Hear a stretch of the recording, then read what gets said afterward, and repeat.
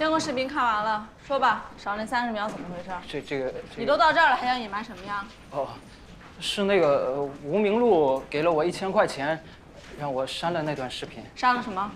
哦，我多了个心眼，给你拷贝下来了。我不问你要，你还不给是不是？下来做个笔录。哎，秦法医，要不咱们今天晚上吃个晚饭吧？可以啊。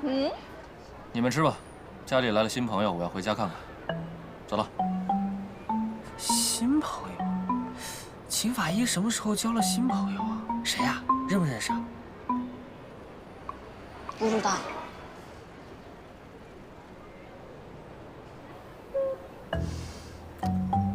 是啊，他什么时候交的新朋友？这样吧，我呢回去调查一下，因为我觉得这个也许会跟我们的案情有关。你们先吃。哎，我怎么闻到了一股酸醋味儿？哎，你说，铃铛姐不会爱上秦法医了吧？你才知道啊？原来如此啊！